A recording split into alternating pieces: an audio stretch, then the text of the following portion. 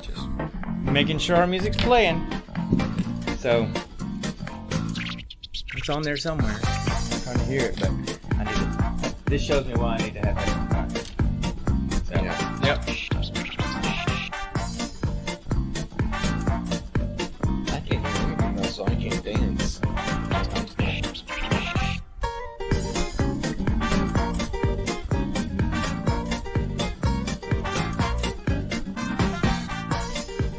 Oh yeah, I'm feeling this. I'm grooving. I'm jiving. Oh yeah. All right, hey everybody, welcome to episode 23 of the Gene Pool Variety Hour. So I'm Sean, and I'm the old dad of the group. And I'm Connor, the young dancer of the group, who's also his son. And so this is just a silly thing that we do to hang out and vent our geekiness. We'll have an outlet for it because we live in a house full of muggles that don't share that is our true. interests. So and I love that he uses that term, but has never read any Harry Potter. I just know that's the term that's used. But deal with it. Yeah, but you don't deserve it though. Well, anyway, so you're the muggle for using this is it. our chance to talk about just random movies that we do. We review a random movie every episode. And we talk everything geek that catches our attention. We've got a geeky question almost every week, and we talk about every week we have a geek question. That's your job. I know. Okay. Right. And we also just talk about our lives, and sometimes we play games. Sometimes we haven't played a game in a while. We need to come up with another game. We need to do that. Last time we played Expedition for like 3 episodes, and we never finished the because it just kept droning on and on and on and on and on and on. One more time. And on. So anyway, we usually start with just kind of talking about what's been going on, right? So what's been going on with you lately? Let's see. It's been fairly the same, I've been working at Marco's Pizza as a delivery driver.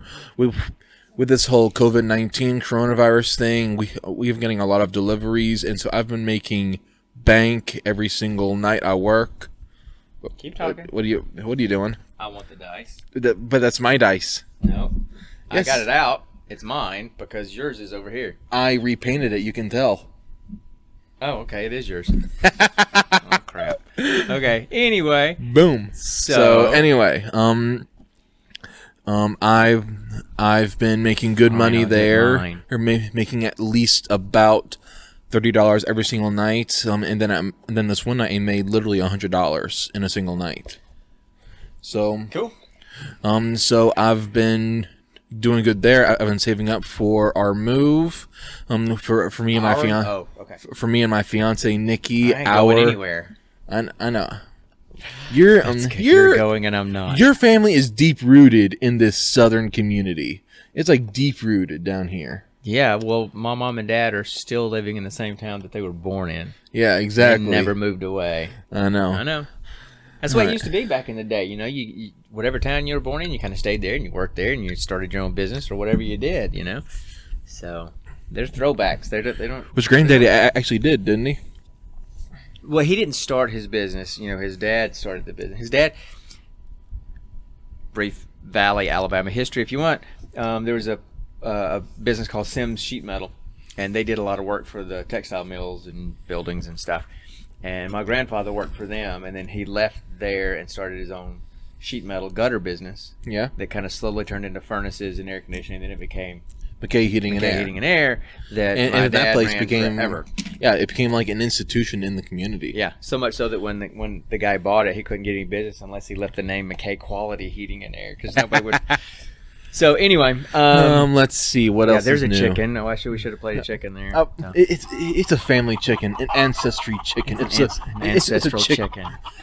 Ancestral chicken. There you go. A prehistoric chicken. So anyway, so T-Rex. Think about it. Yeah.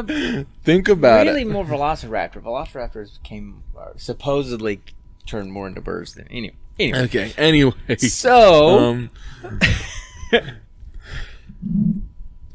There's a fossilized chicken right there. No, that was just a silence. All right, so let's see. I've been gathering boxes. I've been doing some packing. I have now officially packed up all of my minis. Not minis, my figurines and Funko Pops, except for a few that I'm trying to get rid of.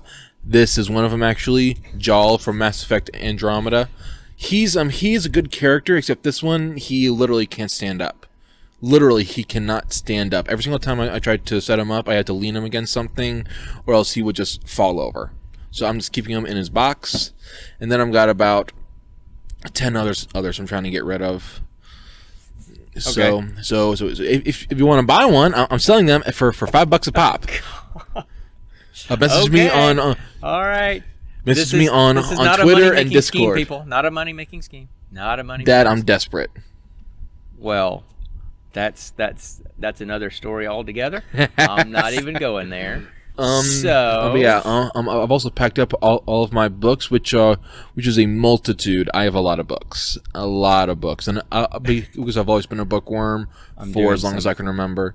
And Dad is just messing around, not even paying attention.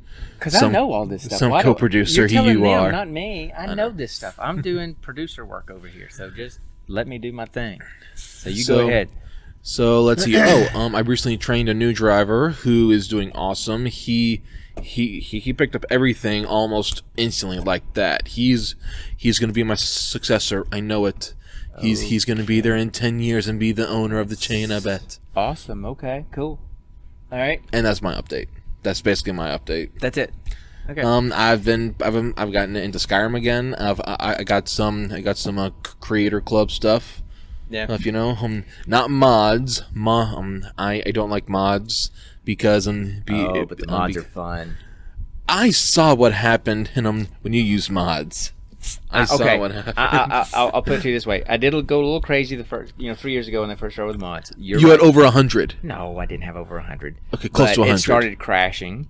And I had it going well, and then I started adding some new ones, and that's when it all started crashing. So I had to delete them all and start all over. So I have now, and it's rock stable, rock solid, yeah, very stable. I don't know, whatever the phrase is. Anyway, and steady and stable. I have 58 mods. Okay, and it's working just fine. So and you know how much they all cost me? $0. Nothing. I know. They're free mods before the before the creation club thing started, where you have to buy stuff. I know. So anyway, I don't mind the creation club stuff. I don't. Well, I don't want to pay for them. I'm cheap. I know you're cheap. I've lived with you for almost 25 years. I know you're cheap. I'm getting cheap as I'm getting older. I'm gonna be that guy that doesn't spend any money and yells at the kids in the neighborhood to get off his lawn. I hope that's not hereditary. Although, you being cheap. Hopefully, by the time I'm that old, I'll just be living in an RV somewhere, so my lawn will be wherever I park my car. Hopefully. But then again, we have to think about the family, like Mitchell. Yeah, that's true. Yeah. Although Mitchell probably do better than the rest of us. He's sitting there. You saw the stuff. All the honors he's graduating with. So how many is that really? I don't know. 1, 2, 3. Well, less than 10, but more than 5. Yeah. Oh yeah. But yeah. Anyway, so doesn't matter. So more than 5, less than 10.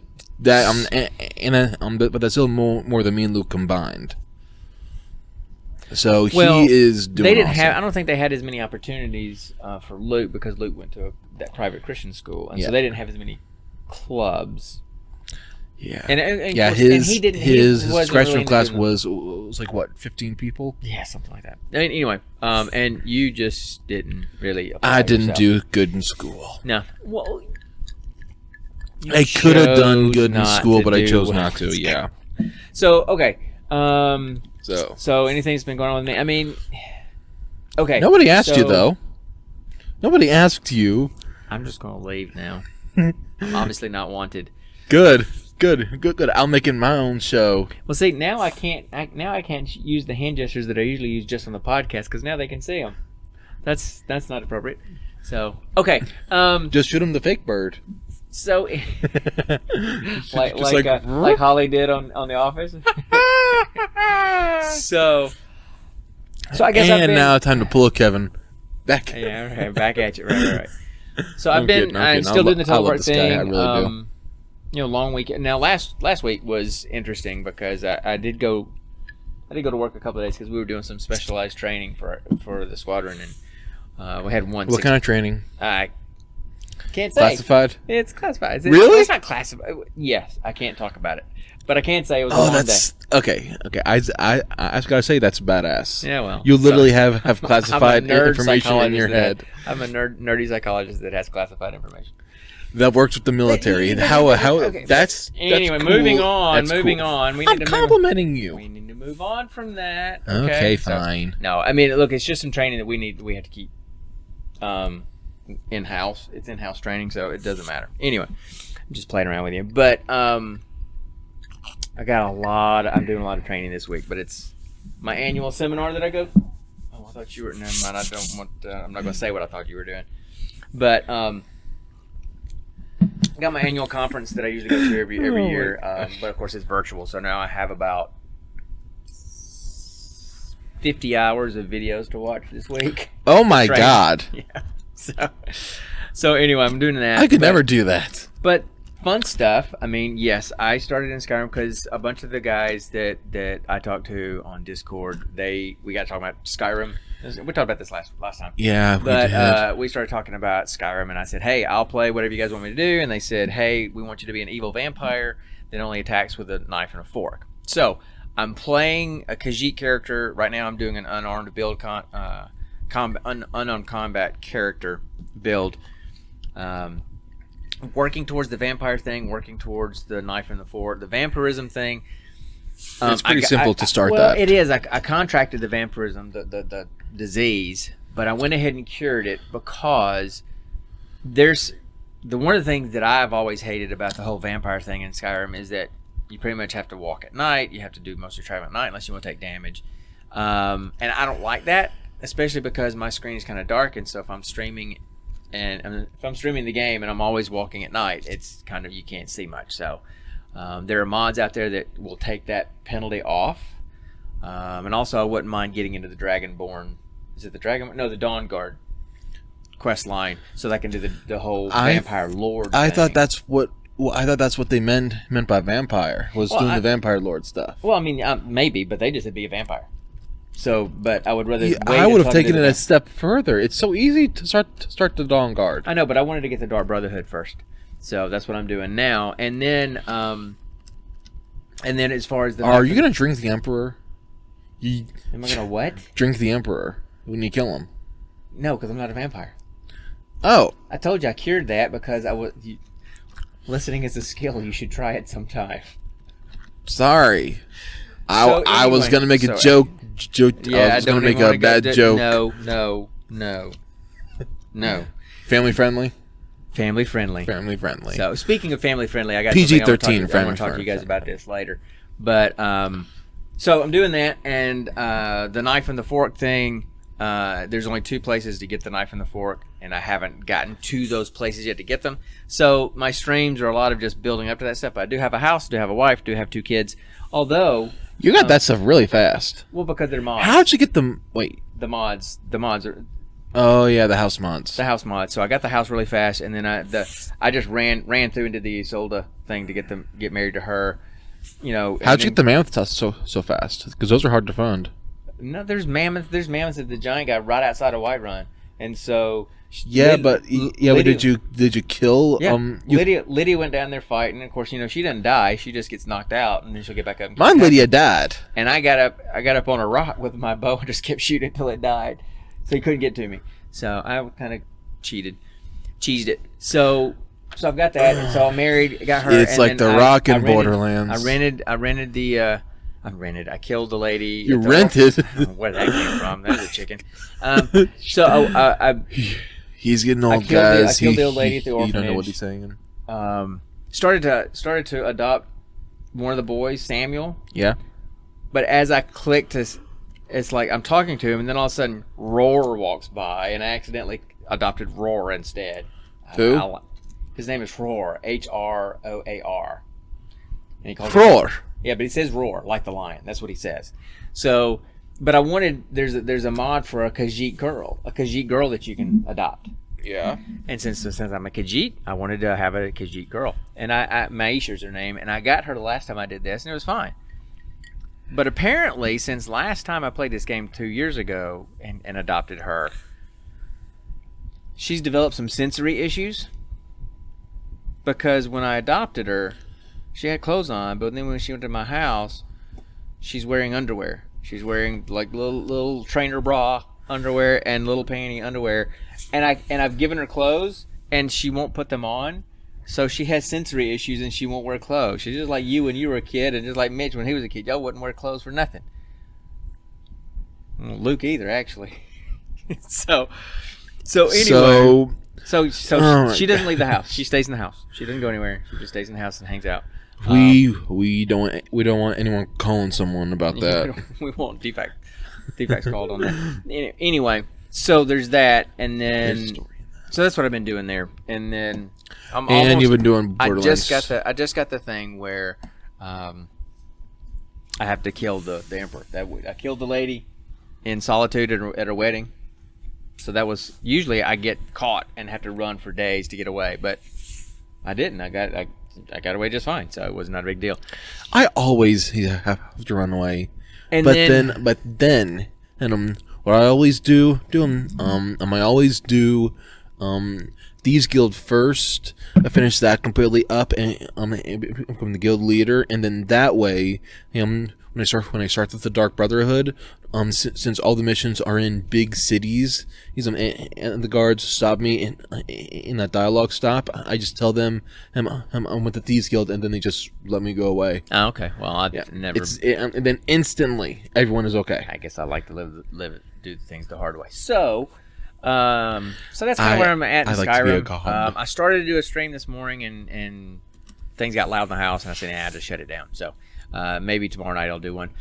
So yeah, I've been playing Borderlands because that's and when I was playing Borderlands 2 with Gage, my Necromancer, I love my favorite weapon. It doesn't do as much damage as some of the other big weapons, but my favorite weapon was the Infinity Pistol. Yeah, the Infinity Pistol. He was obsessed with that thing. It was literally the only thing he would ever I tried to use. get one, and have 4 different Infinity Pistols. I had, for the elements. Now, of course, I never did find a slag Infinity Pistol. I don't know that would be way too overpowered. I don't know that they even. If that was even possible, because I never had seen a slag, but I never heard seen anybody talk about a slag pistol. But I had fire, I had electricity, and corrosion. I had one of each of those, and so I would just swap depending on the enemy and use those. Makes sense. And plus, your DPS is actually pretty good because even though you don't do as much per shot, but since you're never having to load, and it's a pretty rapid rate of fire, and it's continuous, and you're just pretty much doing more damage per second than a regular gun, especially when you don't have to reload. True. So I love Infinity Pistols. I've gotten a couple of Infinity Pistols in Borderlands 3, but no elemental ones, all just regular damage. And I was saying something about that to you one time, and you said they don't have any elemental damage ones in Borderlands 3. I have found at least 3 others, and none of them were never. Yeah, all I'd ever found was non-elemental damage ones until today. I feel like in the beginning, we never found an elemental damage one was because the creators saw how overpowered the other ones could get. They're in there now. I know they're in there now. So in Borderlands 3, radiation kind of replaced slag because it does damage, and then also when they explode, they cause damage to the other people and this kind of stuff. So today, they basically become bombs. A radiation elemental Infinity Pistol. Oh no! So happy. Oh so no! Happy. No! Of all the elements, if I could only pick one, that would be the one that I would want. Now it doesn't do quite as much damage per shot as my other non-elemental Infinity Pistol, but you get the elemental stuff to go with it, and it's radiation. So I'm going to keep going, and hopefully I'll find one of the other 3. And then there's more than 4 now. You know, right? Well, there's radiation, there's fire, there's electricity shock, and then there's corrosion and ice. And then ice, right. So if I can get one of all 4 elements, and I'll just have them all. And then the unofficial 6th one is explosion. Oh, right. And here's the I don't know that they would make an Infinity Pistol. I don't think they'd make a torque-based Infinity Pistol. I don't think they'd make a Torgue Infinity Pistol. Oh no, that'd be awesome. That would be pretty badass. That would be pretty good. And just imagine every single shot you take, it's Torque doing his air guitar. That's hilarious. That would be funny. Oh my gosh, I would do nothing but run around killing things just for that. Oh my god. Okay, so that's kind of my video game stuff I've been doing. But let's see what. Oh, big happy thing for me. Video game happy or nerd happy? Nerd happy. Okay. So you guys probably know, because you guys probably like it too. Love Dungeons and Dragons. Connor does some DMing, and he did a lot when he was living.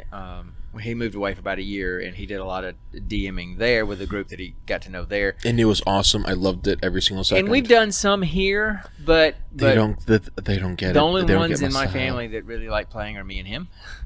And my wife will dive. Well, she'll play and she'll put forth good effort, but it's just not something that she's into. She's doing it for him, basically. Yeah, and my other two, and with my other two brothers, or Mitchell just likes the role playing and playing. He doesn't the character. like anything with the dice and this kind of stuff. He's too impatient for that. So he's really frustrated. And then Luke, all he does, yeah, he. I mean, it's okay to joke around with D&D. It's meant to be fun, but then at the same time, take it at least with 25% seriousness, just to help progress the story and to do something that helps the party. So we don't get to play that often, and when we do, it usually ends up being pretty tense because we have those conflicts. I have always, ever since the character class of monk came out years ago, I've always wanted to try a monk character because he's been obsessed with it. They're pretty squishy in early levels, but as they get higher up in levels, as squishy as this dice, they get pretty cool.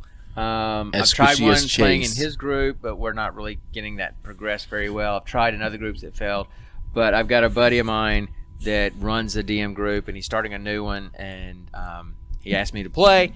And what do you want to play? I said, how about a monk? He said, that'd be awesome, cool. It's called DAD because it's all just a bunch of dads, right? As far as we know, I mean, his Griffin may play too. It's mostly dads, maybe. So you were invited to play too, but you're moving and plus with your work schedule and everything, it just didn't make a lot of sense. So I've already rolled my character. He's ready to go. He's got his backstory. So I'm just waiting for a date to play. So those are the big cool things that I've been doing lately and been into lately. My water feature in the backyard that I talked about last time is done. There's no leaks. It's great. We have put mulch out there and planted. My work is done. Dad, if you don't mind, there's one thing I want to show everyone. I'll be back in literally 1 second. Okay, I don't know what I don't know what he's doing or where he's going. This is completely ad-libbed. Like we do anything that's not ad-libbed. Alright. Oh, your Spyro miniature that you painted. Yeah. So I don't think you can reach far enough, but you can try. No, but let's see. So I've been getting into painting minis. Like we said a couple episodes ago, and so my fiance asked if I could paint one like Spyro. So I'm gonna bring this up to the camera and see if you guys can see. So it'll be completely out of focus because he's gonna do it too close. All right, I'm looking at the playback here, which of course is kind of delayed. So let's see what we see here. You can see pretty well, not too bad. I think I got it pretty close. It's on his exact shade of purple. But I think it's pretty close. What do you think, Dad? That's like Spyro grown up. Yeah, it's not. I mean, it's cool. So that's too tedious for me. I will be willing to paint one miniature, my character that I'm playing in D&D when I have a long-standing group. But other than that, that stuff is way too tedious for me. Okay, we've been talking for over half an hour. Yeah, we haven't talked about anything that we were going to do today. So we got a movie, and we have a geek question. Pick. All right, let's do our geek question first. Go for it. All right, so... Wait. Yeah, I don't have a geek question thing. Sorry. You need to find one. I need to get a geek question sound effect, yeah. So, anyway. Okay, so our geek question is based on the game Borderlands. Sorry. And this is an apple juice. It's, you know what it looks technically like. Apple juice. You know what it looks like. Beer? No. Piss? A little cloudy too. It looks like you got a little bit of stuff in your urine. You might need to get to the doctor and get that checked out. Yeah, maybe. Anyway. So we're clearly tipsy. No, we're not. Anyway, so our geek question comes from the world of Borderlands. All the games, just the basic universe of Borderlands. All right. So in your opinion, what do you think is the best class to play out of all 4 games? And that includes the DLC classes. Okay. And then after that, what's your favorite class to play out of all of them? I'm gonna probably just answer that as one big question, because the way I see it, the classes that I think are the best are the ones that are going to be the ones that I play that I think are my favorite. That's how I see it. I play them and they're my favorites because I think they're the best. Okay. Because I like their place. Because I like their play style. And moving on. Okay. Now. But then at the same time, you never play all the classes like I do. I literally play every single class. I think Borderlands 1 and 2. 1 was Zero and Ashton, right? No, or Zero and Ashton. Who's Ashton? No, who's the soldier in Borderlands? Okay. Roland. Roland. Okay, so who's the soldier in Borderlands 2 then? Axel. Axton. That's it. Axton. See, I was close. Okay, I had an A and a ton. I just had the wrong in the middle. A and what? Okay, just continue Ashton on instead of Axton. Anyway. Okay, just so I didn't really. Okay, Borderlands 1, and I'm pulling on some old memories here. Okay. Yeah. And you know my memory's not the best anyway. It's never been the best. I thought that I would love Zero because of the sword and all that stuff. But all he does is turn invisible. But I didn't. I ended up not playing. It was either sniper or sword, and I'm like, that's kind of hard to play with that kind of game. It's either you're far away or you're right up on top of them, and how do you close that distance? So I didn't learn how to play him very well. Some people loved Zero. I think I probably played Roland to start with because he's like a basic character. Yeah, but Roland is in Borderlands 1, and Zero is in Borderlands 2. Okay, well, see, I don't remember any. So who were the 4 in Borderlands 1? Educate me. Okay. I don't remember. Okay. Borderlands 1 was Roland, Brick, Mordecai, and Lilith. The soldier, the soldier, the hunter, the siren, and then the brawler. Okay. And then Borderlands 2, it was Axton, Salvador, Maya, and Zero. The again soldier, I believe he was called, the Gunzerker, assassin, and then siren, and then we have Borderlands pre-sequel. And then we have the 2 DLC classes, Gage the Necromancer and Krieg the Psycho, and then in Borderlands pre-sequel we had Wilhelm. Let's see. I remember Wilhelm. Let's see. Wilhelm, Claptrap, Athena, and then Anaya, the Enforcer, the Mistake, the Shield Bearer, I think she was called, and then the Gunslinger. And then 2 DLC classes for that was Handsome Jack, Jack's clone, which was the doppelganger, and then Aurelia Hammerlock, who was the Ice Queen. Okay. And now we have Borderlands 3, who is Flack, Mose, oh my gosh, I'm blanking on the side. Okay, Zane, and Amara. Amara. Okay, so and the now siren of the Beastmaster, of the mech soldier, and the operative. And now we see, when we talk about Connor being on the spectrum, now we see why. What do you mean? I need a sound effect. I need the Ace Ventura sound effect up here. Obsess much? Anyway, so I have a good memory when it comes to stuff like that. 1, Sue me. I probably played Roland. Did Roland? Axton's the one that had like the shield barrier kind of thing, right? And the turret. Did Roland have the turret? What was Roland? Roland had the turret. Axton also had a turret. So I probably played Roland, and I probably played Lilith in the first one. I didn't really like Lilith's ability because when you think about it, it was basically just some Zero's ability of turning invisible and running very fast. And I didn't. It didn't have any kind of play power effect. And who was the other one again? I loved playing Brick. Oh, that's who Brick, you played the entire time. When I watched you just now. Recently, yes. When I went back and played, that was what I played, was Brick, and it was actually a whole lot more fun than I thought he would be. because he's just going in and punching stuff. I love playing Mordecai because with Punchy Pussyfoot and in Skyrim, that's all I do is punch people. So I love Mordecai. Brick was good. I never really played Mordecai, and then in Borderlands 2, I tried Zero to start with, and then I ended up going.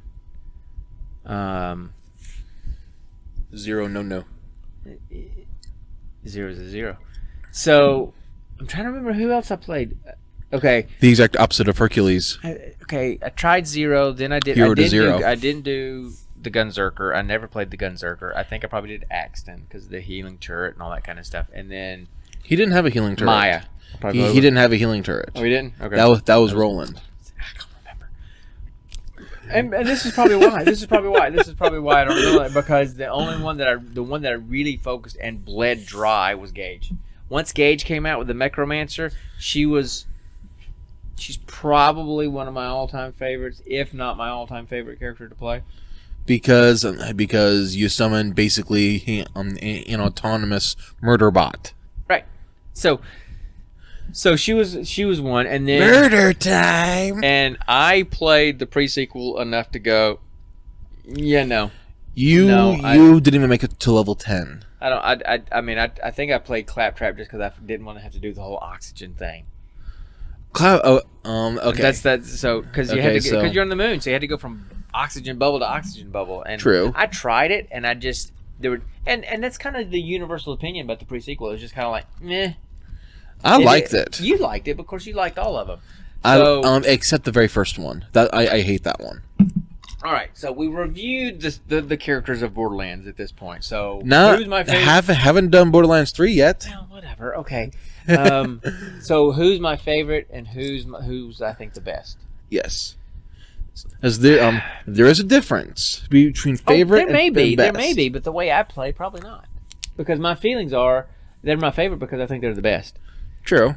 So to be honest with you, looking far back, Borderlands 1, they were all kind of boring a little bit. Because it was our first game, you know? Yeah, Brick ended up being kind of fun to play. Because you could basically one-shot a boss with a single punch. Gage, like I said, Gage was definitely one of my favorites. So I'm going to kind of give you kind of my top 2 or 3. Okay. So Gage is there. Borderlands 3, I can't really speak to Flak or Amara yet. Yeah. I haven't played those two yet, so I can't speak to them. Zane is who I main for the single player, and then Moe's I started to do for co-op, which we haven't really done much, but we haven't in a while. So my top 2 are Gage and Zane. Okay. Because I need as much help as I can get. Okay? So when you have Gage, who does her stuff, and you can build her skill tree such that she can shoot Death Trap, and he'll do the same elemental damage that she does, that she shoots him with. And not to mention, Death Trap can also get a copy of her shield. Right, and you can build her to be kind of a shock build.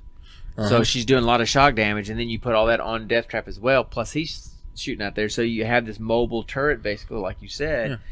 Yeah. So you're kind of getting double the damage. Yeah, basically. Okay, especially when you play single player. He is really good. They are really good. So that was up to Borderlands 3. She was by far my favorite, without question. Borderlands 3, when it comes to single player, I absolutely love Zane all the way around. One, because the way you can build him, where you can use 2 of his 3 skill trees at the same time. Instead of using grenade, you just use a second skill tree. So I can use the Digiclone, which puts a clone of him out there. And uses the same gun as you. He uses the same weapon I do. So you put him out there with a radiation shotgun, and it's like, let's wreck city. And let's wreck city. What? Anyway, so that needs to be on a T-shirt. Maybe that should be the name of the title of the podcast. Let's wreck city. So I love that. You get that. He's doing damage, and they're usually attacking him. You can back away, and they're attacking him, so he's taking the damage, not you. And then the drones that you have, you can get them to pinpoint and target a specific person. So basically, you have 3 attacks going at once. True. And so it's like having 3 people playing. Now, granted, they're not doing as much damage as you are, but they're definitely doing more damage than you by yourself. Yeah. And you can set it where if you go into fight for life and your Digiclone is available, you can just switch with him and come back to life immediately. He goes away, but then you take his place. And so that helps you get out of those sticky situations. True. So I would easily say that my top 2 are Gage and Zane. Okay.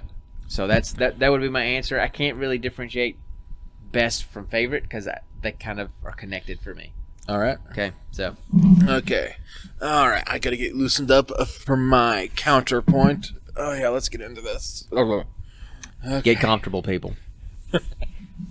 All right. So to copy what Dad did going from game to game, on Borderlands 1, I didn't really play Borderlands 1 that much, only because You were young when that thing came out. Yes, but then when that came about, when the Game of the Year thing came out earlier this year, I started playing that too. Yeah.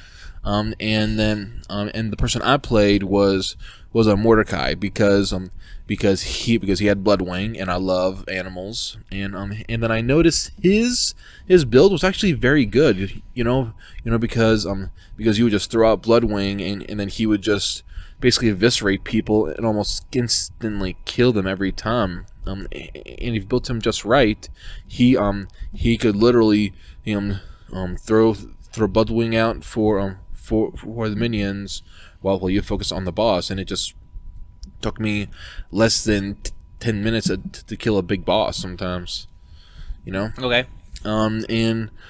So with Borderlands 1, I'm kind of biased because Mordecai was literally the only one I played.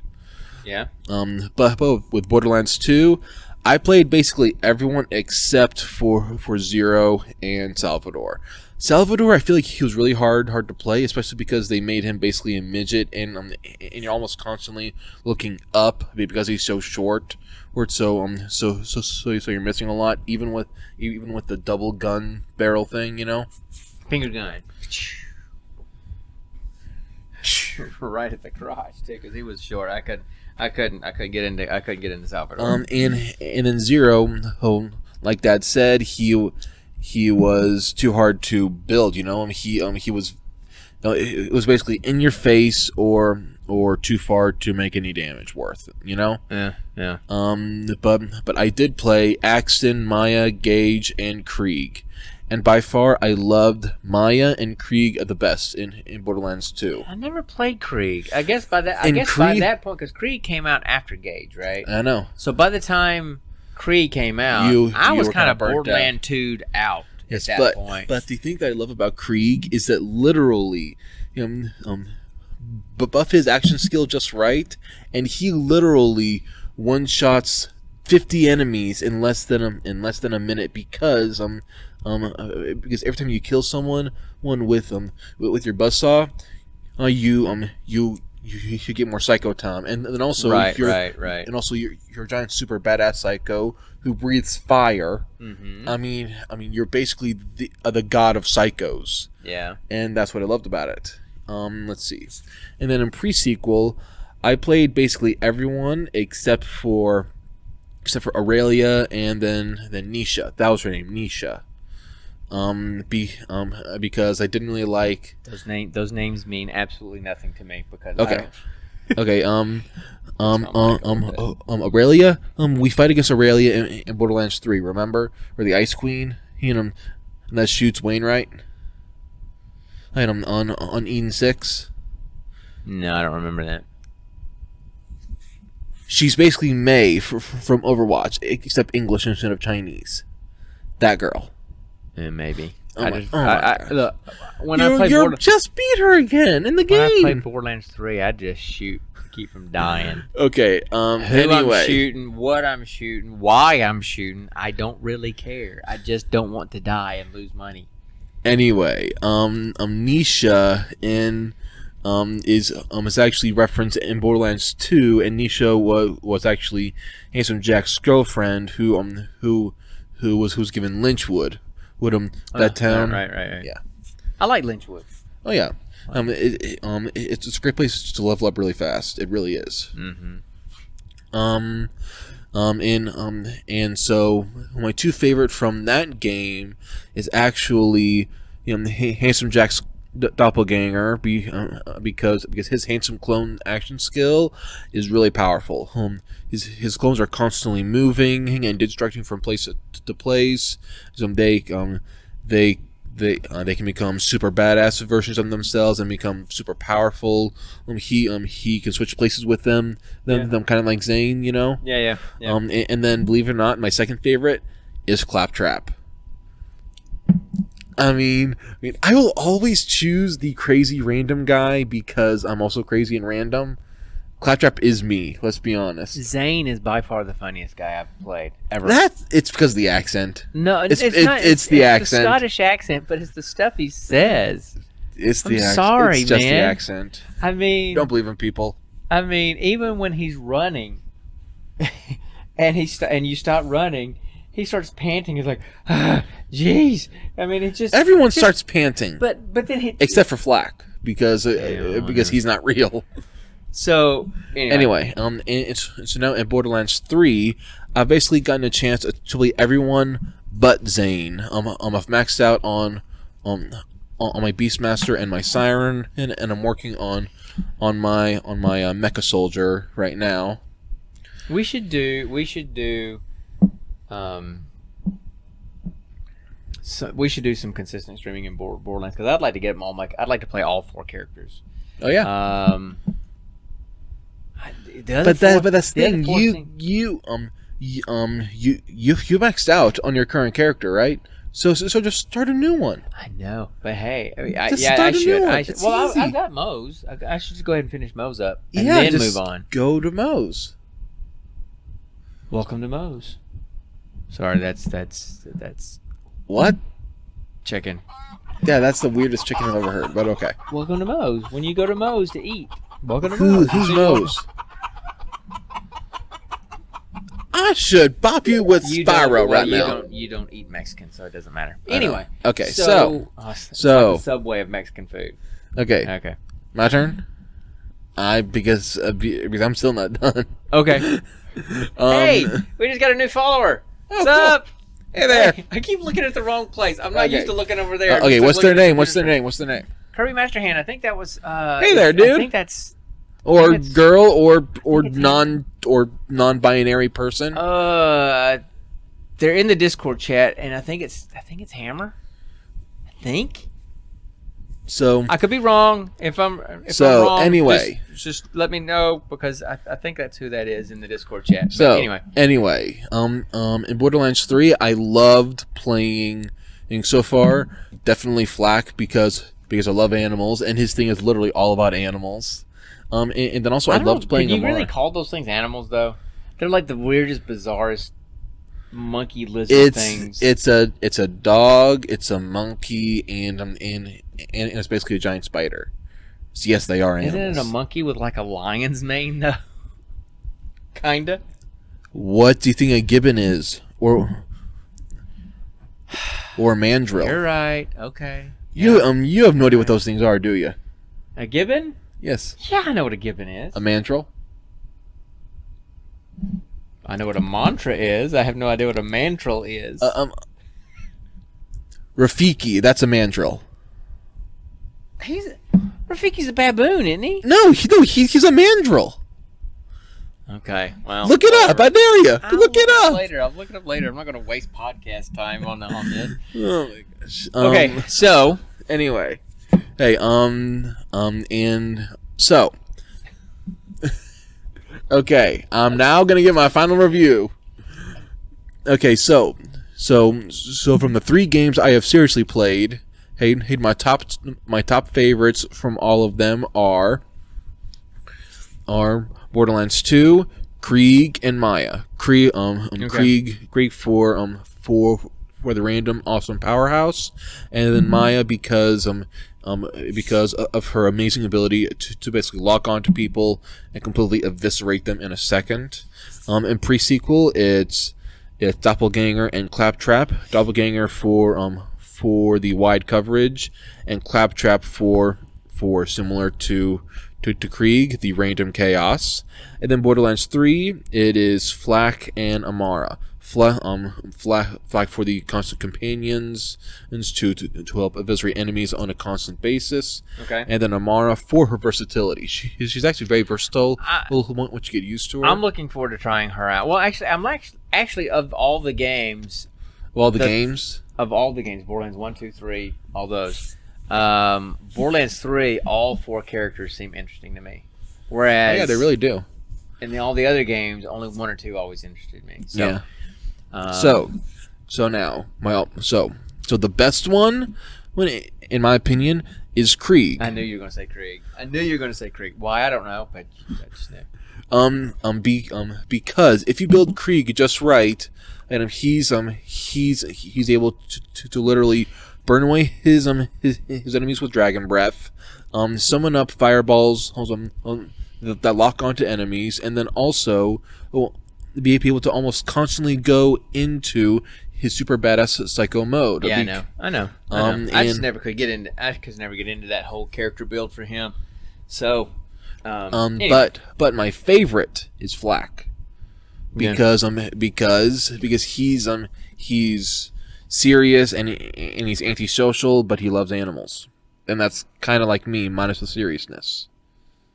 You're not serious or antisocial. I am antisocial. You are extremely social. You just don't know how to do it well. When it comes, you just don't know how to do it well. That's the same thing as being antisocial. Okay. Would you know? All right. Okay. Your brother Mitch is antisocial. Okay. Just anyway. In my opinion, the best is Krieg the Psycho. Clarification here. In my opinion, the best is Krieg the Psycho. Yeah. And then my favorite is Flak the Beastmaster. Okay. And that was our geek question. That went on for a while. Okay. Beat that Borderlands horse to death. So okay. I will always beat it to death. Yes. With a bat. You beat everything you do to death. You pretty much. Yep. With a Negan bat. You have no idea what that is. A Negan bat. I don't know what that is. Negan is a character on The Walking Dead. And his main weapon is guy with a baseball bat with a barbed wire. Yes. Okay. Why didn't you just say The Walking Dead bat? I don't know who Negan is because I don't watch Walking Dead. I'm not a because zombie guy. It's not called the Walking Dead bat. It's called the Negan bat. Yeah, or you could have just said barbed wire bat. Okay, there's another chicken we're chasing. Judas Christ. I don't understand all these chickens. Have you noticed? Because I'm the we source need of all to the move chickens. on because one, it's getting pretty warm in the shipping container here. I'm fine. I don't know what you're talking about. This is almost empty. So what? Is this. When this is empty, the show's over. Oh, you worry. Poor sport. We probably need to dive into our movie a little bit. What do you think? Sure. Okay, so y'all stay tuned for the next installment of Roll for Credits. Let's dive in, guys. I need to get some headphones. And do that. Now I finally understand why everybody does headphones. So they can hear all the stuff in their ears. Wait, I don't even know if it's even just go. Whatever. What? So our movie was so disorganized, people. I heard it go off, Dad. Anyway, go ahead. Okay, you want to talk about the movie? Do you know all the details about the movie? I don't know the full synopsis. Okay. It says like you've probably memorized, but I know the title. Okay, go ahead. The Mighty Peking Man. The Mighty Peking Man. Okay, we talked about it. We mentioned it last time. Yeah. So I'll give you a little deets on Mighty Peking Man. Mighty Peking Man is basically the Hong Kong rendition of King Kong. King Kong goes Hong Kong is what Jinx. They said. And it came out. You broke the jinx. I don't care. You're gonna have bad luck. Welcome to being your father. I'm just kidding. Going for the joke. So it came out in 70s. Go ahead. I need to put in a wah. Yes, you need to do. So it came out in 77, which was the year after the 76 remake of King Kong with Jessica Lange and Jeff Bridges. So it's like, hey, that was a blockbuster movie that came out, and Hong Kong said, hey, let's just capitalize on that, and they came up with the Mighty Peking Man. I don't know why it was Mighty Peking Man, because Peking... Anyway, so here's the deal. Peking duck. It was a Hong Kong movie. Filmed in India. Well, wait a minute. Set in in Hong India. Kong to start with Hong Kong main characters that knew about this Mighty Peking Man, this 10-story tall King Kong thing in the Himalayas, and it was filmed over in India. So you had people from Hong Kong, actors from Hong Kong, and then you had all these extras from India, and then they go to find this big King Kong thing called Utam, and when they get there, there's this Tarzanette living out there that's the fan that's like Who's Swedish? who's befriended, who Utam is taking care of. It's kind of like the Jessica Lange character from the '76 movie. That was kind of Utam's love interest. So the actress was literally from Sweden. So you got half the people in the movie are from Hong Kong. Half the people and all the extras are from India. And then you got this blonde Swedish chick. So it's like, okay, which one of these things doesn't belong? It was. They all don't belong. It was like putting. It was Which like, one of things doesn't belong here? Yes, that I couldn't think of the little jingle. So that was the thing. So they're going to go and they find out about this Utam, this Mighty Peking Man, and the sleazy. No one else promoter, calls him Utama except for Samantha. So they find out, they see in these newspapers, and you get to talk about the newspaper thing in just a minute. Oh, yeah. They see in these newspapers funny. these indications of this Mighty Peking Man, this huge 10-story tall gorilla thing. And they say, hey, let's go to the Himalayas and let's capture him and bring him back to Hong Kong, and we can make a whole bunch of money. So they decide they're going to go and get. When will these people realize it's if like going to Skull anything's Island. over a story tall, you never bring it home? It's like going to Skull Island. They're going to go and they're going to get this monkey and bring him back and make a bunch of money, just like in King Kong. Okay, so they need somebody to help them find him, and so the Jeff Bridges character was this guy named Johnny Feng. Johnny Feng. Johnny Feng. Whatever. Feng. Feng. Feng. However you pronounce it, y'all pronounce it however you want to. So. Feng. Are you done? You do realize I do this just to piss you off, right? And it's worth it. It works really well. So anyway, so they go to find this thing, and they go to India to find him, and they find him. And they get attacked. They get attacked by a bunch of things as they're going to find him. Oh, yeah. People are dying. People are getting their legs bit off by tigers. They're falling off cliffs. Hugely sedated tigers. Yeah, we'll get to that in a minute. So, I'm just giving you a quick rundown of the plot. They get there. Johnny is willing to go and find this thing because he's heartbroken because his girlfriend cheated on him with his TV producer brother. Yeah. So they break up. He's like, yes, I'll go, and I'll help you find it. So they go, and when they get there, all these people start dying from animal attacks or falling off cliffs, and so they all said, we're leaving, we're out of here. And John's like, no, we've got to stay and get this. So even the sleazy promoter that wanted to do it in the first place left. And so Johnny was left there by himself and meets Samantha, which is this little Tarzan girl, blonde hair, blue-eyed, wearing the little Tarzan outfit, literally next to nothing, loincloth, and basically a strip of leather on the top. Yeah. I don't know. They must have used an awful lot of tape to hold that thing on, because it was like, okay, we're going to tape it right above everything to cover everything just enough, and it worked. But anyway, kinda worked. There was a couple of wardrobe malfunctions. Yes, there were. And camera malfunctions. They were very brief. So, moving on. Nothing like last episode's movie. Yeah. So, then they're together. Do not watch Siberia. Do not watch. They kind of fall in love. He talked her into taking Utam back. They take Utam back in the ship, and it's the typical King Kong stuff. He's chained. He gets there. He breaks free. the sleazy promoter starts to attack her, basically try to sexually assault her. Molest her.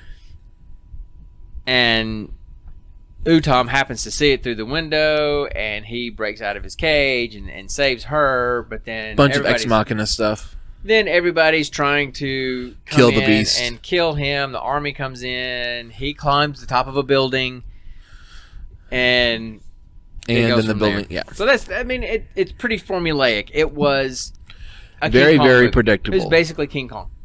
With a different title. Very badly done. But define badly done, Dad. I watched it. Okay, well, I watched it twice. The first time I watched it, I'm like, wow, this is like really super bad. And then in the few days between when I watched it and then when I watched it with you, I got to thinking more about it. It's in the exact same vein as all the Godzilla movies, the Mothra movies, all that stuff. Yeah. The cheesy Chinese big monster costume, movies. And when I kind of put it in that context, I'm like, okay, well, I get it. It's the same thing as those. So I didn't have a lot of high expectations of it, and so I didn't. It was still bad. It was still bad, but it didn't bother me as much as just a bad movie. Yeah. Like, it's one of those. So it's one of those things. So anyway, that's the premise of the movie. Basically, King Kong from Hong Kong. Lots of problems with it. If you like those kind of movies, Tarantino obviously likes it because if you look on Amazon Prime, because it's on Amazon Prime, there's two versions.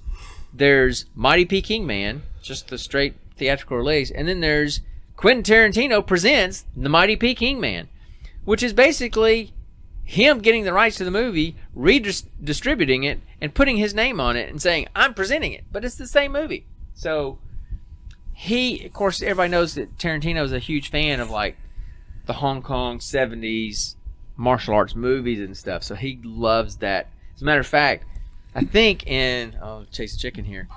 I think in Kill Bill, he plays into that a lot. As a matter of fact, at the very beginning, I think his opening credits are very similar to the opening credits of this movie. Yeah. So it's not just us. There's a lot of people that like those kind of movies. Real quick. Yes. Who is Tarantino? Guys, I thought I raised him well. The name sounds familiar. I just don't remember what he is. Is he an actor, director, producer? What is he? He did Pulp Fiction. He's a director. No, I've never seen that. Not Usual Suspects. That's not what I'm trying to say. Reservoir Dogs. Never seen that. Because you never introduced me to those things. Kill Bill, Volume 1 and 2. I haven't seen Kill Bill. Oh my gosh, we gotta watch Kill Bill tonight. Both of them. We gotta do it. We just gotta do it. No, we don't. Oh yeah, we do. No, we gotta don't. watch Kill Bill. The Hateful Eight, which is on Netflix. Haven't seen that. I haven't. Samuel Jackson is in almost every one of his movies. He also did Django Unchained. Haven't seen that. Now look, I was not a huge fan of Pulp Fiction. But all of his other movies I've loved. I'm loving these reactions. Did he do... Let's get this going. Come on. Which one was the first one that he did that had Salma Hayek in it and it had George Clooney in it? I don't know. It as well. God, what was it? It was about vampires. Twilight? Oh, okay. There's your challenge, people. I want somebody to tweet me at Headgamer or get me on Discord or whatever. Somebody write me a script for a Tarantino version of Twilight, because that's what he just said. He just said, what, did Tarantino do Twilight? I want somebody to tell me what Twilight, how it would have turned out if Tarantino had done Twilight. Oh my god, Wow. That's the only vampire movie I know of.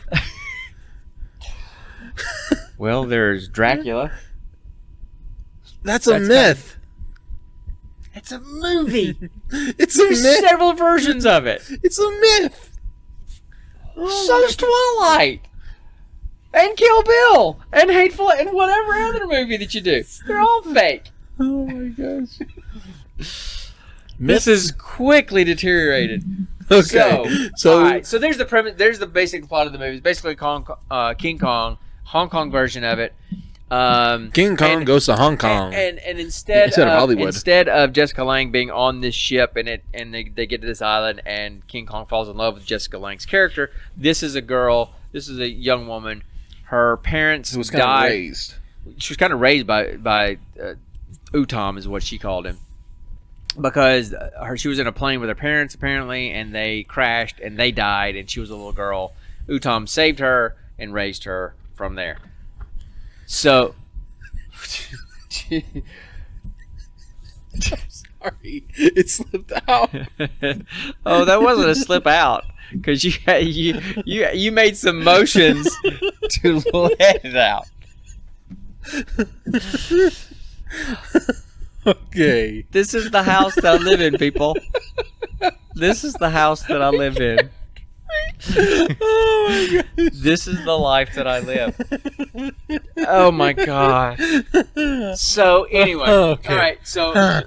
So that's the only difference really between the two movies, was that she was kind of there on the island with, or not island, in the Himalayas with him, because she was raised by him since she was a little girl when her parents died in a plane crash. Oh, man. That's the only difference, really. Yeah, really. So I've given the plot. And I'll say whatever I want to say, but I'll fill in the blanks. You talk about the movie as much as you want to. What you liked or didn't like, and why they should watch it or not. Okay, so let's see. You should watch it if you like the classic Monster movies, yeah. Yes. That's with the guy in the costume, smashing model sets, over exaggerated lines, and milking scenes, and horrible CGI effects, and special effects, because that's a classic monster movie. If you like seeing that stuff, go ahead and watch this movie. It's got all that and more. But here's why you shouldn't watch the movie. No, you should watch the movie, because yeah. most of the people that are watching this podcast are the kind of people that would like a classic monster movie. Godzilla, Mothra, Rodan, any of those. The Japanese monster. Rodan. Mojura. Whatever. So here we go again with the name pronunciations. Gojira. Does it really matter? To me, it does. I'm from Alabama. I say Rodan. Sorry. Just like I say pecan. No, I'm just kidding. I don't say pecan pie. Although you should, because that's how it's pronounced. Pecan. God, there's another chicken I was about to chase, and I probably shouldn't. But anyway. Go ahead. Oh, it's just chickens are fun to chase. It's a great movie. Okay, fine. A great movie with Meg Ryan and Billy Crystal. When Harry Met Sally. Who and who? Meg Ryan and Billy Crystal. It's a movie called When Harry Met Sally. You should watch it. It's funny. It's a romantic comedy, but it's funny. And your mom and I aren't big romantic. I love rom-coms. This is the one where you've probably seen this scene where they're sitting in a diner and she has a fake. They're talking about orgasms. She says that women fake it. And he's like, women don't fake it with me. She's like, of course women fake an orgasm with you. She's like, no, I would be able to tell. That's what he said. And so she sits there in a diner and has a fake orgasm sitting in the diner. Well, just the whole moaning and this kind of stuff. That's where that joke came from? That's that classic scene from that movie. I've seen that joke 10 times at least, and that's where it comes from? And then in that movie, there's a woman that says, I'll have what she's having. That's Billy Crystal's mom. Oh, my God. I think it's Billy Crystal's mom, or is it Meg's mom? It's someone's mom. I wanted to say it was Meg's mom, but maybe it was Rob Reiner's mom, because he did the movie. Anyway, I can't remember. So at one point they're talking, and he starts talking about, in his funny voice. He's talking about, may I have some of your pecan pie? Pecan pie. Pecan pie. And so they do this whole thing about pecan pie and paprikash and all this kind of stuff. So there was a nice chicken. There's where my brain goes. It just went to Harry Met Sally and pecan pie and paprikash. Okay, fake orgasms. So anyway, now back to Mighty Peking Man. Don't wish me Mighty Peking Man. No, Mighty Pecan Man. No. Anyway, the first thing I noticed about the movie. Quickly deteriorating here. We need to be moving on. the first thing I noticed about the movie was the very first scene. It's basically the sleazy guy talking to everyone about this creature in the Hong Kong library. Yes, Yep. and it shows us a close up of a newspaper, and it's clearly in English. I can read every word of it. A Hong Kong Standard, Mighty Peking Man spot in Himalayas, and all that, and other subtext below that. I can read all of it.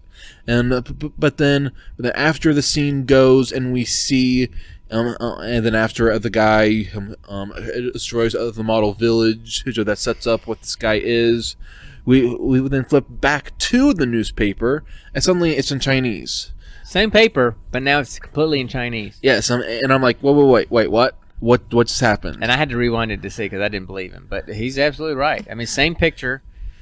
Same. It wasn't really the same layout though. But in the first paper they're looking at, it's the same picture, and it's completely in English. The second time, it's completely in Chinese or whatever it was. That's because with Chinese Japanese writing, they read it, hit it up and down. Yep. They read it from up to down, and then also right to left. I don't remember the right to left. I knew the up and down. I remembered. I thought Arabic was right to left. Why do you think mangas are backwards? Think about it. Why do I think what's are back? Manga. I don't read manga. Sorry. You've never even seen manga? I've seen it, but I've never read it. A manga book before? You've never seen one before? I've seen manga books. I've never opened one because I don't want to read manga. Oh my gosh! See what I have to do with people. Generational gap. Has no clue who Harry Met Sally is, Billy Crystal, Meg Ryan, Quentin Tarantino, and I don't know manga. Has no idea what I Naruto think I'm more cultured. is. I think I'm more cultured than he is. Has no idea what Fairy Tail is. Soul Eater, Full Metal Alchemist. No idea what any of these. Run. I can run I can do the Naruto run or whatever it's called. Can you do the Nezuko run? I have no Nezuko? idea. I don't know. From Demon Slayer? I love pissing him off. I'm going to miss this when I move. Old nerd, young nerd.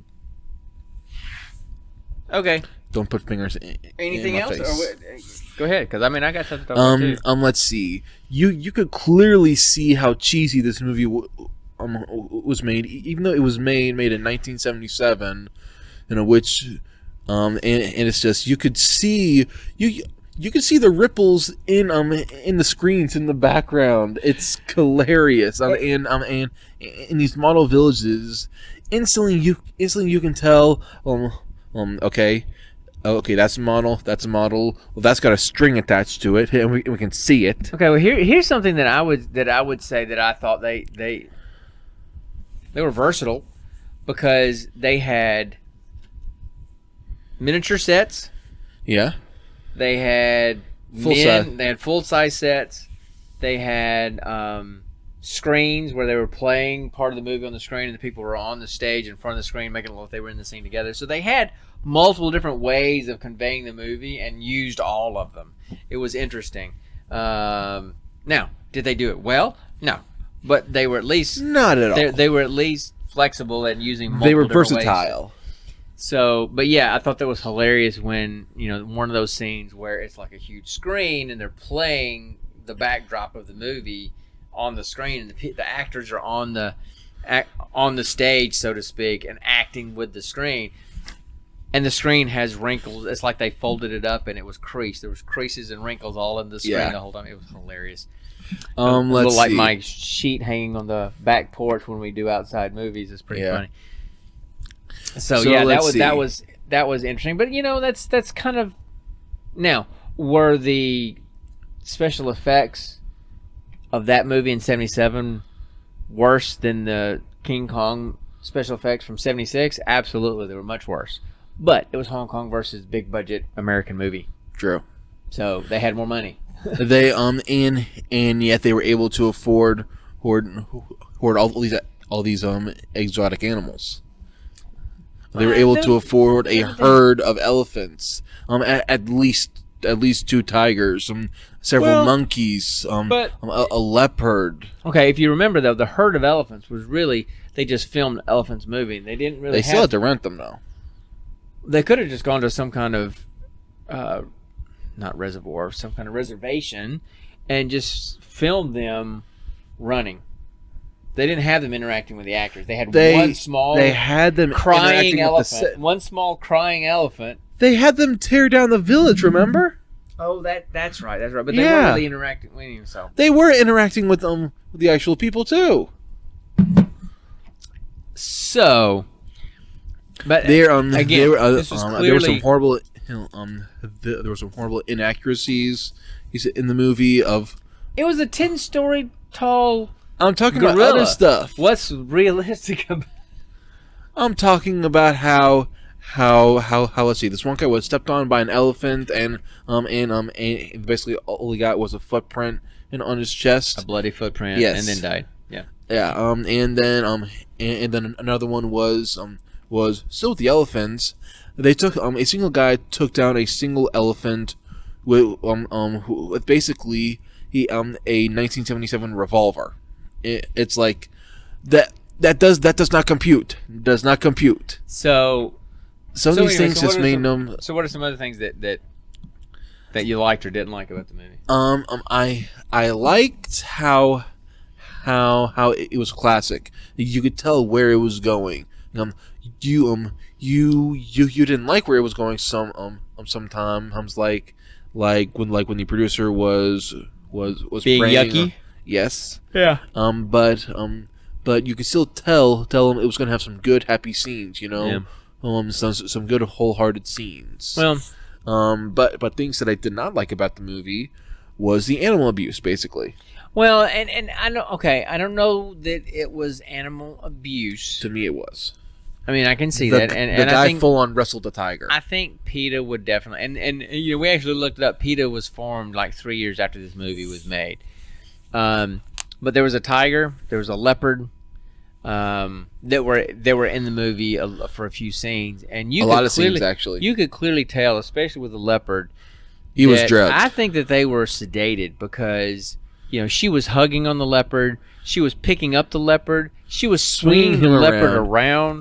She was holding putting the leopard on her shoulders and running around with him. Or kind of like what Ace Ventura does to that one guy in Call the Wild. So and when he's just sitting there, when the animal is just sitting there, his breathing looks kind of rapid and unsteady, which is kind of an indication that he's got something going on board. He's got something going on. A couple of times you could say it almost looked like there was a little bit of froth at his mouth. So I think that they actually sedated these animals so that they could use them for these things. Yeah, there was actually meat hanging off of his mouth where they looked like they had just fed him some meat, so he was not hungry.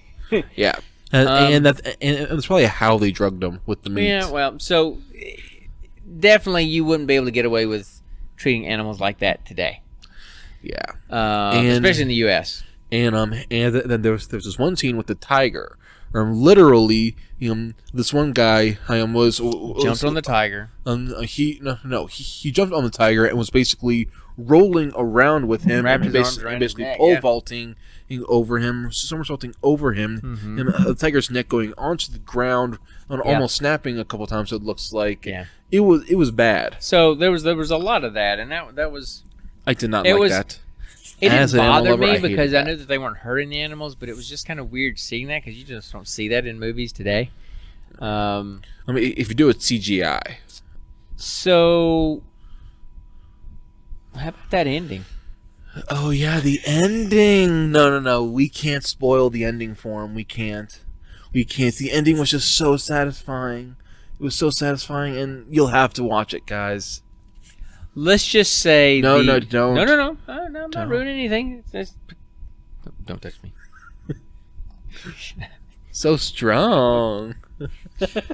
So anyway, let's just say that the ending was unexpected. How about that? Let's just say the ending was unexpected. Yes, unexpected. And we'll go from there. Yeah. So some things that look. If you like these and I've watched these movies. We'd have spend the night parties when we were a little 4th grade, 5th grade, and we'd stay up all night watching the Godzilla movie marathons on TBS, while we're having spitball fights. Speaking of spitball fight, what the heck? there was one time a friend of mine, we were in 4th grade.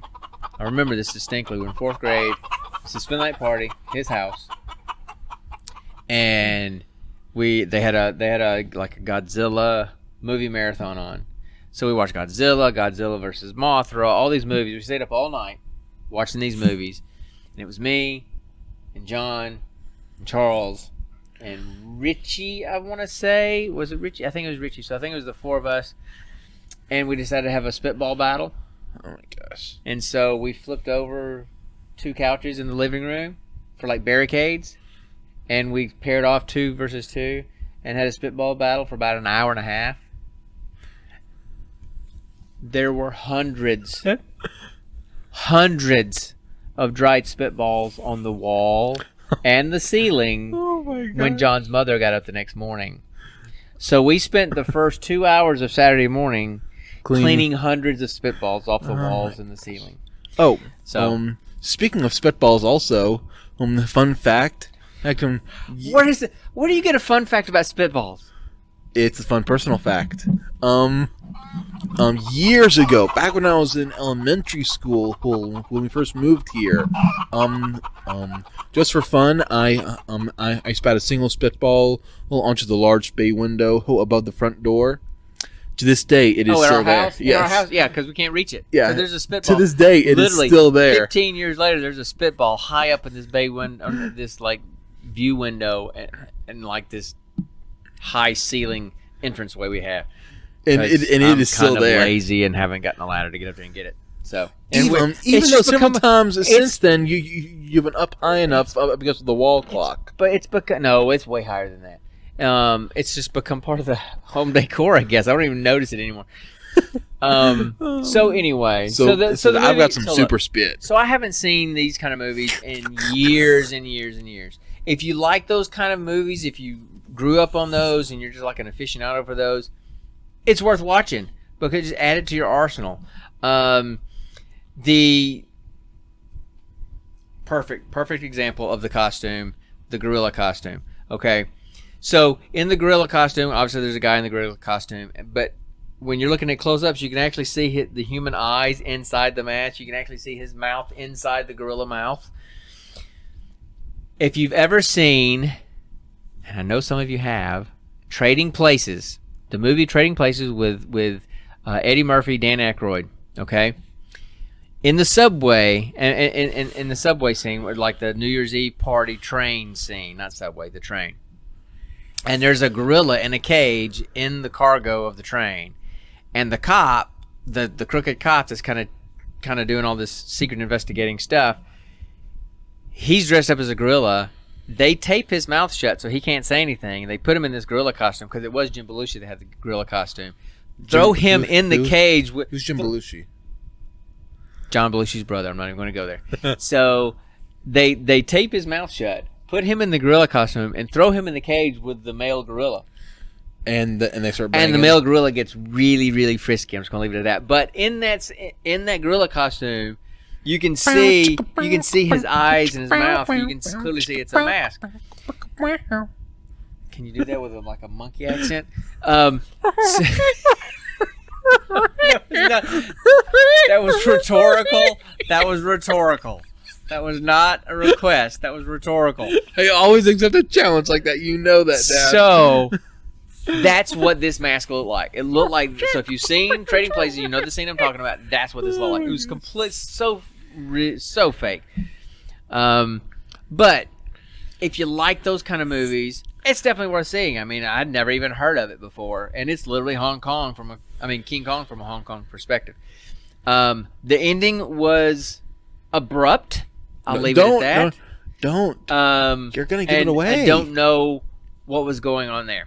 So that's it. Would I recommend it to anybody? If you like those movies, yes. If you're not a fan of those kind of movies, don't. It's a waste of an hour and a half, or hour and 25 minutes actually. Yeah. So, even less if you don't count the actual credits, you know.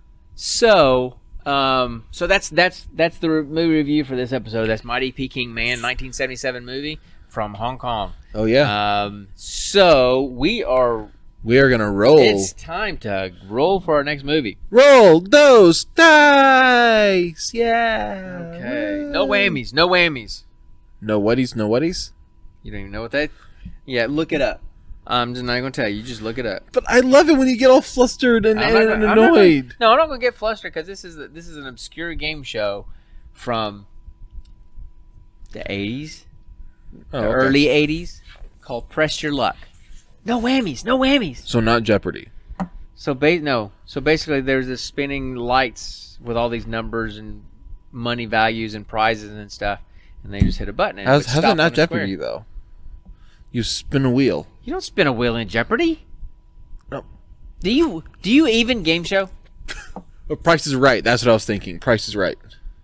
And you really only spin the wheel in game in that when you're like the showcase show before you get to the showcase showdown. That's the what case what down? Yeah. See. Okay. Like Okay. Again, do you even game show? No, Apparently not. no, because we don't have cable.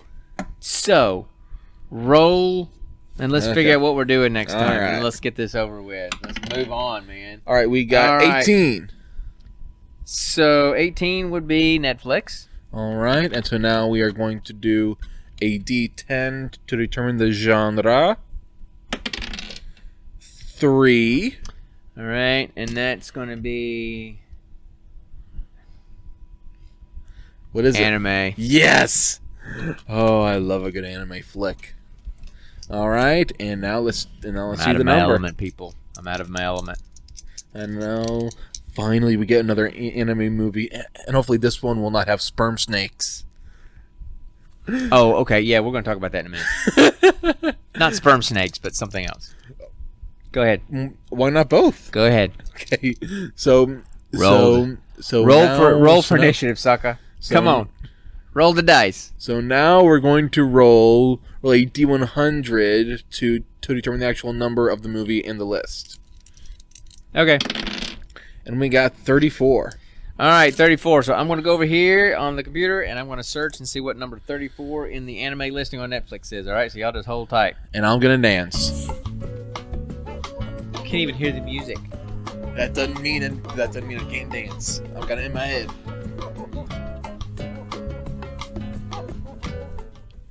Okay. All right, look. So, looks like number 34 Is in Netflix anime is Altered Carbon Resleeved. That's okay. Altered Carbon sounds familiar. Altered Carbon is a... Isn't that a Netflix TV show? It's on Netflix. It's a. I don't think it's a Netflix original. I think it was on. I forgot what show it was. Maybe it was a Netflix original. Anyway, yes, it is a show on Netflix, but it started. I think it came from an anime. I think it started as an anime, and this is called Altered Carbon Resleeved. Now, I started watching Altered Carbon. Wasn't that It's the a one really cool- where? Well, wasn't the show where the guy comes back and he's somehow Sherlock Holmes or something?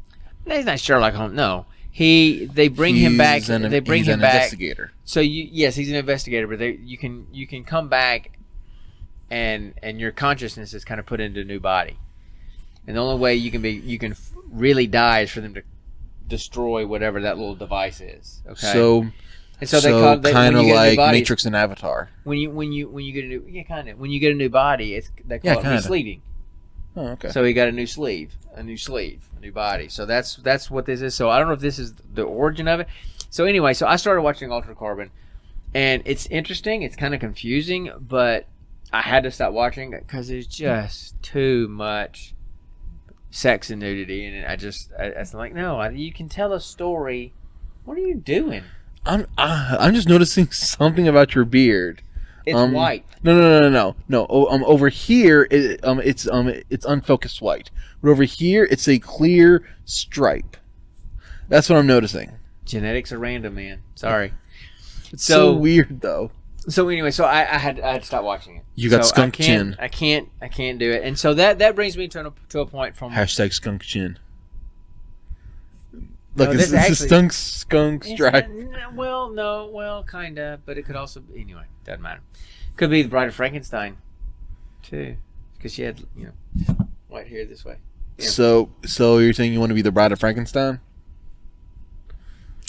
No.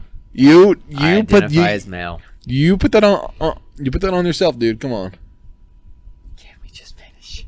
So anyway, last time, we reviewed Siberia, 2018 movie with Keanu Reeves, and it was not fun.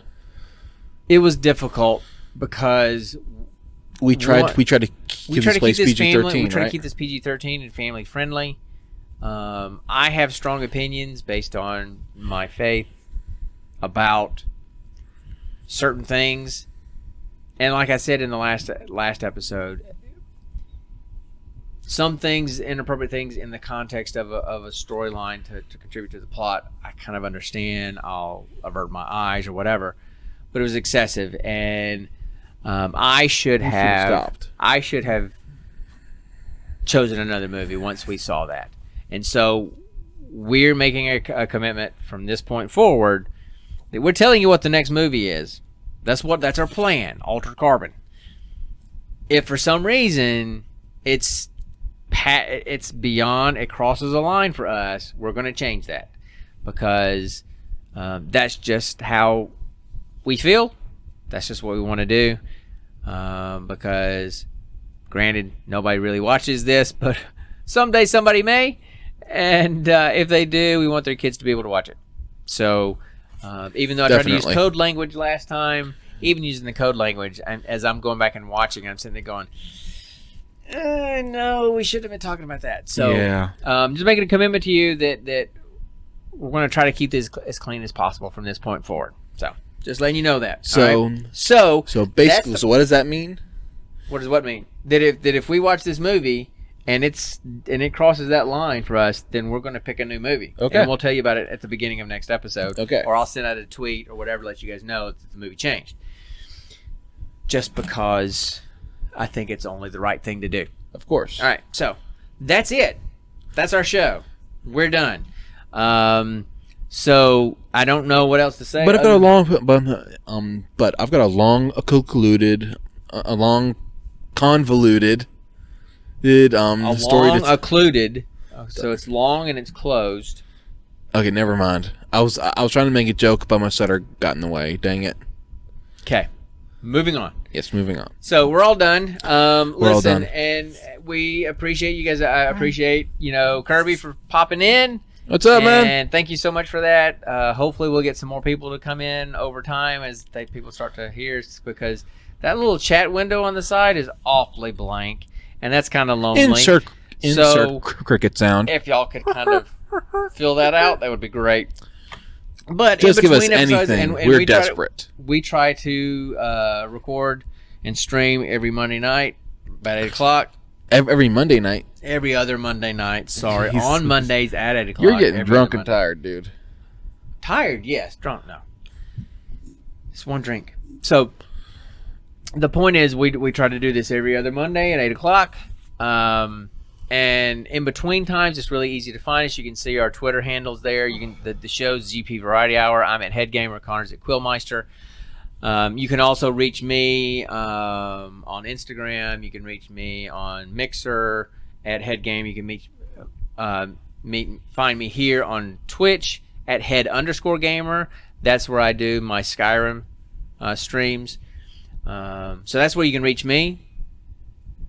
Where can they reach you, my son? You guys can reach me basically on TikTok, Twitter, Discord, all these places under QuillMiester, capital Q, capital M, and that's Meister spelled with an I-E, so if you spell it wrong, you spell it right, guys.